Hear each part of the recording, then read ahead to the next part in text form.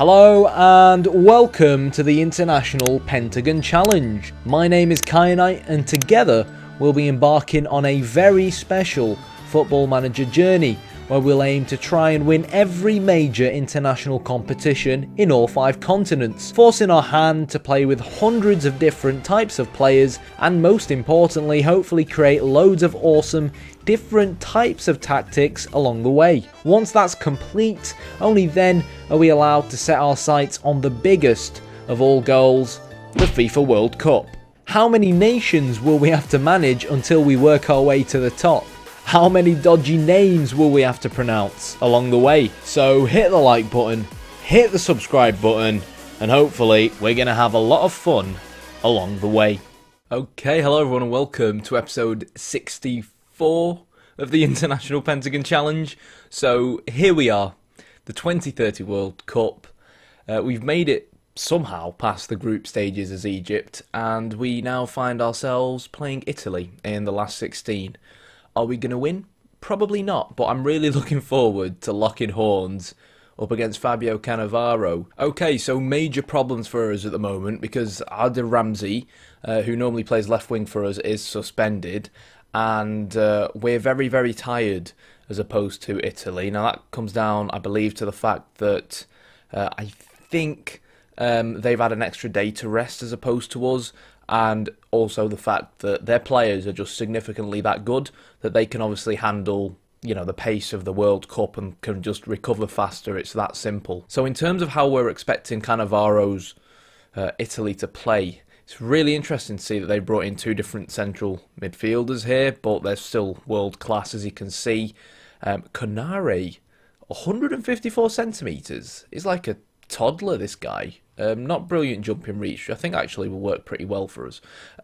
Probably try and stay tight to him in the middle of the park. That way we can try and win the ball back aerially when push comes to shove. But it's going to be quite a direct Italian side.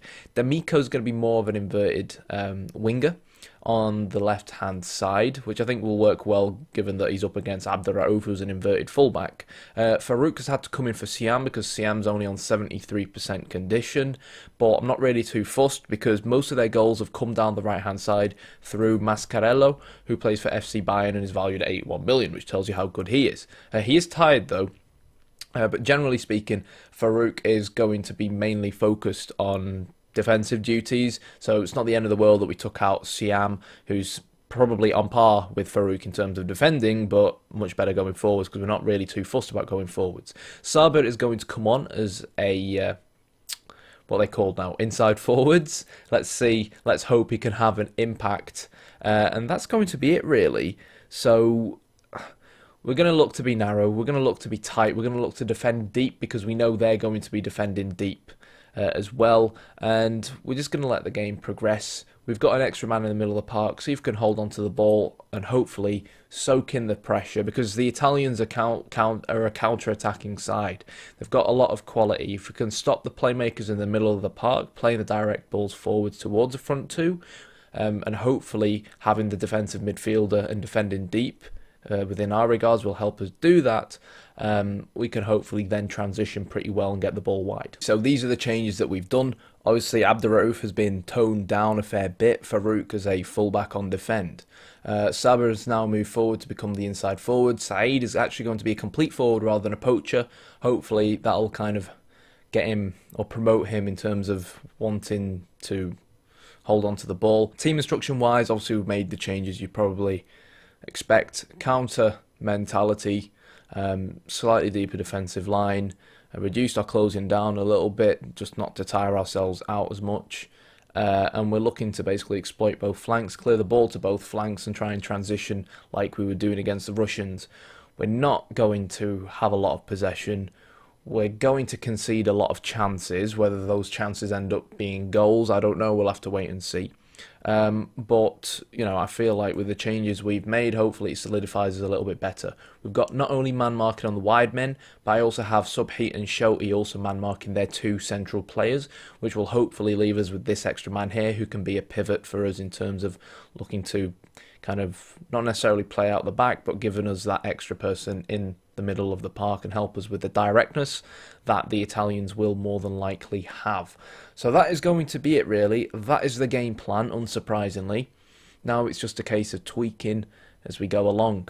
Here we go then. What a massive game. This game's huge, it has to be said. I was going to say then for a second, why is the stadium empty? But then I realised it's just a bunch of Italian fans, because I thought the seats in the stadium were blue for a second. There we go. So this is really nice football early on. Why did you not shoot? How have we not just scored? He was clean through on goal and he played it across. I don't know. I mean, early signs are good, but that was worrying. Yes, okay. So Farouk was way too narrow for me there, because like we discussed earlier on, Mascarello is really, really going to be causing us problems. From that right-hand side, that's where most of their goals have come from. I'm going to see maybe if, doing this helps us stay tighter to him. I think that looks... I mean, Sabir obviously his eyes on him as well. Let's see how Said can do now in terms of holding the ball up and building the transition. This is nice. Sabir cutting inside, so he can recycle. I think we could maybe benefit from being a little bit wider ourselves, actually. But that's a lovely ball. Shauki is through, and Shauki puts it wide. Oh my god. That's a second chance just flushed down the toilet once again from us here.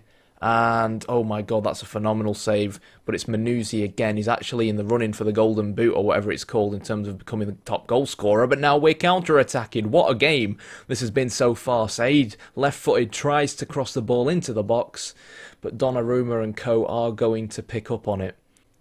Can't count the Italians out really from set pieces. And hello, Sabir is now through on goal. So we've got, if we can just play this across. What are you doing there? Why is he just shot? Egyptians, why are you doing this? Why are you doing this today, Egyptians? It's been flawless so far. I'm really pleased with how, oh god, we've been playing. You can tell in bits that the Italians have that extra bit of quality. But in terms of us transitioning and taking advantage of the fact that the Italians are trying to throw men forwards here. I'm really pleased with the kind of amount of half chances we've had, because it just proves that the game plan's working pretty well. It's always difficult for us to stop the balls coming in from the wide areas because of the sheer kind of difference in quality between us and them. And don't forget that they're a lot fitter than us as well. But, we've just got to really try and hold on and hope for the best. Manuzzi's having a field day here. De Bernardi, can we stop him getting that ball? We can't. We're defending deep here, but we've not conceded yet. Manuzzi, who's drifting out wider, plays the ball to Rizzi, and there's the first goal for the Italians. Manuzzi getting completely lost there. I'm not quite sure who was picking him up, to be honest. And we find ourselves 1-0 down. So Bernardi to Rizzi. Finds D'Amico. It's nice football from the Italians. We're trying to close them down, trying to win the ball back, but they're just that good in the terms of their passing. And our goalkeeper didn't even move for that. And I think we're going to have to make changes now. We've got to go... so disappointing. I actually thought, we stood a chance of pulling off the upset for half a second, because we looked really good. We should have been 1-0 up within the first 20 seconds. Okay then, this is disappointing. Okay, so we've done some tweaks in terms of, becoming more expressive, increased our mentality to standard, and changed Abderraouf to become more of a inverted wing back on attack. See if we can get him making a few more forward runs, because it does have some nice pace on him. Will it leave us more vulnerable at the back? Yes, it will. But, if we stay sat here at 2-0 down, we're going out anyway, so might as well go out and at least try and go out in style, if that makes sense. We've gone a little bit wider as well. So much space here for Subhi to run into. I'm not quite sure why he opted to play that ball. So this is nice. We could do with a bit of an overlap here. It's a shot from Abderraouf, but really, again, work the ball into the box. Those are the instructions, boys, and those are the instructions I would like you to follow. We got to play out the back from the goalkeeper. Sub 8, fine, shout 8. Should be able to play that out wide. Instead, we're adamant on continuing through the central areas. That's nice. Sabe crosses the ball towards Said. We can pick up the second ball, though. We've got a lot of players in the Italian final third if Hussam gets a move on and actually passes the ball. Sabe shoots. It was a bit of a, shot cross style thing, but Donnarumma, big guy Donnarumma, easily gets rid of it. And it does feel like, make this 2-1 and it's game on. We've not played poorly. It's just been, the Italians have been the better side, but we've had our chances. You can't say we haven't. Why are we not just clattering this N'Golo Kante Konare wannabe? 154 centimetres. Genuinely looks like a kid on the pitch right now. Look at how small he looks. Get into him. Rizzi shoots, and that's just over the bar. I've never really understood what that means. He's been on Football Manager for quite years. Cultured midfielder. Oh, lovely ball. Said is through on goal. Oh, what a save. Oh, he's hit the post. He's hit the post. Oh, we're being FM'd here, guys. He's hit the post. So really, other than that kind of 5 minutes where we switched off, we've honestly not played poorly against one of the best teams in the world. I'm going to put my faith in Bahar Ali because he did well for us at the in that other tournament. I forgot what it's called now, but it's that tournament where you can only play domestic players. He did well for us there, so, let's see whether or not he can do something for us. He was scoring more goals than Islam Sabir. To be fair, hasn't had a bad game, so can't fault him. We're also going to go to low crosses, see if that helps as well. And other than that, I don't really feel like we really need to change much, to be honest. Ooh. We've had our own chances. So have the Italians. The difference is they've taken theirs, and to be fair, we haven't really taken ours. Can we get this out wide? Said. Lovely jubbly. Lovely cross. Finish that. And it's saved by Donnarumma. Guys, I can't believe what I'm seeing right now. What a save that was from Donnarumma. I thought that was going to be the goal. I genuinely thought that was going to be the goal. How we haven't equalised. Oh, he puts it over the bar. How we haven't at least scored one single goal against the Italians here today, I don't know. Are my eyes doing that thing again where, my eyes disappear? I think they are. But we're recording now, so we can't go and change the setting. Can we play this out wide to El Sayed, who we know can certainly whip a ball in? Look at this space here. Maybe changing him onto attack will get him going a bit more forwards, and he can, exploit that space a little bit better. Let's try doing that. Closing down from the front. Heads, boys. Nope, okay. We give him a corner. Easy for the Italians. We go again. Oh, lovely ball. That's what we wanted. Come on, lad. Give us a good cross. It's towards the front post. And it's an easy catch for Donnarumma there in the end. In the end, they win the corner. And from the corner, they get another goal. I think we can make one more substitution whilst the game is happening in the background. Who do we want to bring on? Who can give us that spark that we really need right now? I'm not convinced anyone can, to be honest, but it's going to be this guy. Let's see what you can do. Let's see. Let's just see if we can maybe, just maybe, brute force something for the Egyptian fans to really celebrate about. But the more forward thinking we become, the more it leaves us open at the back, and the more likely this will end up being 4-0. If we'd gone 1-0 up within 20 seconds, that would have completely changed the complexion of the whole game. And we've given away a penalty. Okay, Cannavaro, I see how it is. And there we go, 4-0. Andrea Pinamonti. I think he just got substituted on as well. I think overall it's been a productive World Cup. You know what I mean? We've shown we can compete against some. Oh no, Farouk, you've got to win that. We've shown we can compete against some decent sides. A part of me now is thinking of toning this down. I don't want this to become embarrassing and end up being like a 5-0 loss to Italy. it's been a productive World Cup. Hopefully, if they let me keep my job, I mean, I think it would be mad if they didn't let me keep my job. I mean, we've basically made history as far as the Egyptians are concerned because they've never really made it past the group stages of the World Cup historically. I went and checked that up on good old Wikipedia, unless someone's trying to seriously troll me. So we made history in terms of the Egyptian national team, and we have to. Oh, what a ball! We have to see it as a positive. Take it away with us. Oh, what a goal! Well done, boys. We have to see it as a positive. Take it away with us to the next African Cup of Nations and see if we can actually put our foot down and actually win that one. Really nice goal that. Let's be honest, it was coming. I think we could have scored at least another two on another day.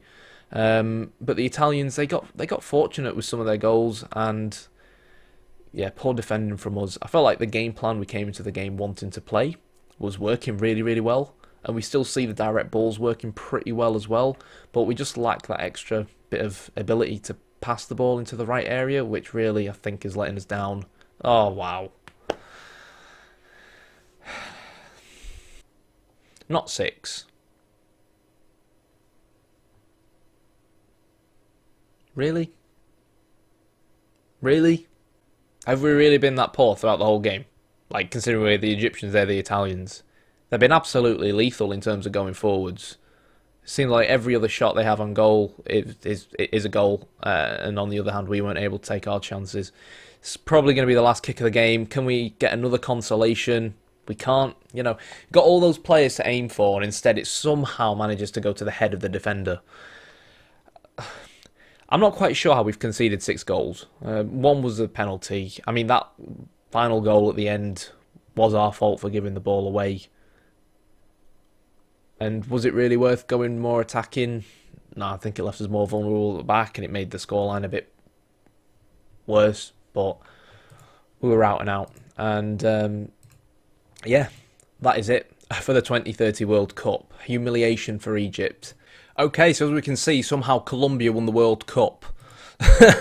So let's just go back and see what happened. So second round, England beat Denmark, Colombia beat Spain, Germany beat Poland, Brazil beat Paraguay, and, we lost 6-1 to the Italians. France also got knocked out against Belgium, and the Mexicans knocked out the Dutch. So I think post-World Cup is going to be very, very interesting, because I feel like there's going to be a lot of big jobs available up for grabs, and I am going to be applying for them simply because, when the Dutch or the French jobs become available, these are nations we could seriously conquer Europe with. And, you only get one shot at these types of nations. And if we get a shot at going to one of them, it's not the end of the world to go over there, see what we can do, and then have to come back to Africa later. Because with all due respect to Africa, if you can become the manager of England, if you can become the manager of France, if you can become the manager of Holland, and then in the future apply to become manager of Egypt again, they're not exactly going to say no. You know what I mean? So the Brazilians knocked out England 2-0. Germany lost 2-1 to Colombia. Portugal beat Belgium. Italy then beat Mexico. And then Brazil beat Italy 4-3 in the semi-final. Then Colombia beat Portugal. And as we know, Colombia then beat Brazil to win the World Cup. In terms of third place playoff, Italy lost 3-1 to Portugal. And Manuzzi finished top scorer with Mascarello as the highest average rating, and Rizzi with the highest number of assists. And I hate to say it, but we experienced them firsthand. And okay, disappointingly, there we have it. So we applied for the Argentina, Spain, United States, Italy, and France jobs, and didn't get offered any of them. I can understand the European ones, but I'm a bit disappointed we didn't get offered potentially the American job, simply because I feel like our reputation matches. And while you may look at the Americans and think, you can argue the Egyptians are a better side and we're higher ranked than them, the idea really was that if we'd basically taken over the United States, the CONCACAF Gold Cup or whatever it's called is in a few months' time. So that could have potentially, been North America immediately wiped off our list in a matter of a few episodes. So that was really the idea behind that. But for the time being, it seems like we are stuck with Egypt. We are going to... stuck is a bit of a harsh word. I don't really mind. because we do still have some decent players. I'm just kind of worried about the new youth coming through, because I don't exactly see any young players that necessarily excite me. But yeah, so in terms of qualifying for the African Cup of Nations, as we know, we won't have any problems.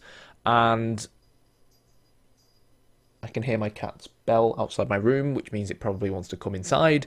So yeah, we're probably going to qualify fine for the African Cup of Nations, and I'm going to go off now, play tons of friendlies until the next African Cup of Nations, and that'll be the next episode. So if you enjoyed the video, hit the like button, hit the subscribe button. I still can't quite believe we conceded 6, but hey, you know, we were losing, we had to go for it, didn't we? Fighting for our lives. See you next time.